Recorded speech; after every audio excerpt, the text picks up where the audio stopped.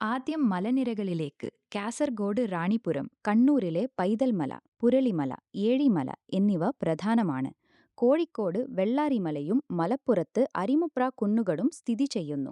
വയനാട്ടിൽ ബാണാസുര, ബ്രഹ്മഗിരി, ചെമ്പ്ര കൊടുമുടി എന്നിവയും തൃശൂരിൽ പാലപ്പിള്ളിയും തിരുവിൽവാമലയും ശ്രദ്ധേയമാണ്.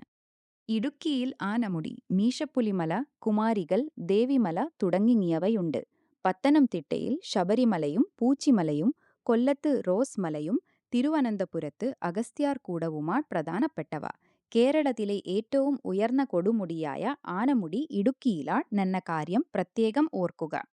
ഇനി ജില്ലകളുടെ അപരനാമങ്ങൾ നോക്കാം. കശുവണ്ടി വ്യവസായത്തിന്റെ ഈറ്റില്ലം കൊല്ലമാണ്. തിരുവനന്തപുരം പ്രതിമകളുടെ നഗരമെന്നും പത്തനംതിട്ട തീർത്ഥാടന തലസ്ഥാനമെന്നും അറിയപ്പെടുന്നു. കോട്ടയം അക്ഷരനഗരം എന്നും ചുവർച്ചിത്ര നഗരം എന്നും വിശേഷിപ്പിക്കപ്പെടുമ്പോൾ ആലപ്പുഴ കിഴക്കിന്റെ വെനീസ് ആണ്. തൃശൂർ സാംസ്കാരിക തലസ്ഥാനമായും ഉത്സവങ്ങളുടെ നാടായും അറിയപ്പെടുന്നു. എറണാകുളം വ്യവസായ തലസ്ഥാനവും പാലക്കാട് കേരളത്തിന്റെ നെല്ലറയുമാണ്. തെയ്യങ്ങളുടെ നാട് കണ്ണൂരും ദൈവങ്ങളുടെയും നദികളുടെയും നാട് കാസർകോടുമാണ്. വയനാടിനെ കേരളത്തിന്റെ ഊട്ടിയെന്നും ഇടുക്കിയെ സുഗന്ധവ്യഞ്ജനങ്ങളുടെ കലവറയെന്നും വിളിക്കുന്നു.